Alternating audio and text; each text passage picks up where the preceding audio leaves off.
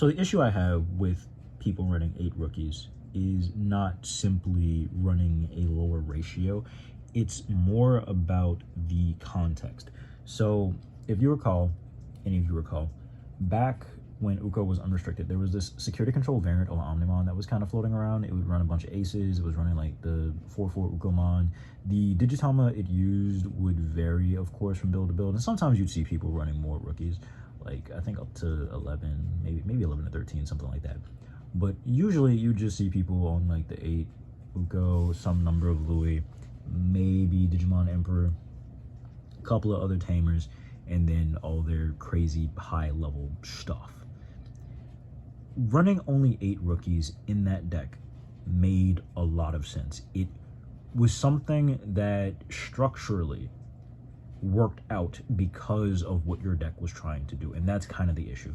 If you're running a DNA strategy that also requires you to digivolve up a line to some degree, why would you cut down on pieces, right? This is actually one reason that Machina is much more competent than people tend to expect it to be, because it gets to run a substantial number of level 3s. Sorry, I bumped into my tripod.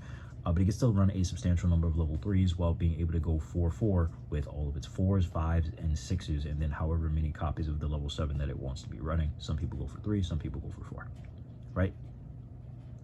And the 6s themselves are really competent cards, so sometimes you can actually win the game off of them rather than needing to go all the way through your line.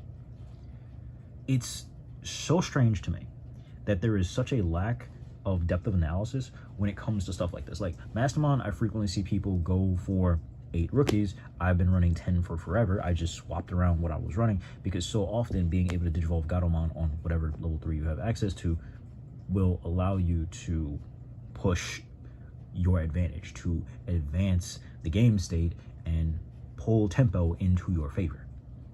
With Patamon in particular, you know, if you have the BT22 Murray out and it tags into the BT11, you can just straight up OTK. This is actually one of the reasons I was saying that I think this is a better build to be playing if you're trying to OTK people back when whatchamajigam became popular, the Cave Dark Animal variant. It wasn't like, oh yeah, this deck is just so much better, it's a better build, bro. That wasn't where I was coming from. It wasn't about my preference. It was just about the fact that you need less pieces to get there. But that only really works out if the deck wholesale is structured in a way that allows you to get to that gameplay, right? Like, I can look at Leopard, which I have next to me, which also only runs 10 rookies. It has a bloated top end because you're running this, and to go into it, you're running this.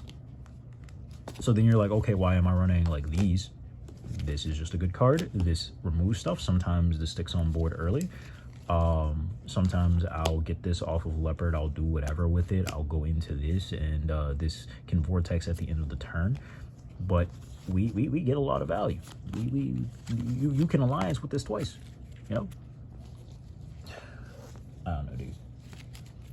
There are so many reasons to go, okay, yeah, this deck only needs 8 rookies. But you look at the DNA deck and you shave off your consistency pieces in a deck that needs to see consistency pieces. Like, it's like, oh, I'm going to play Atmon, but I'm only going to play half the line.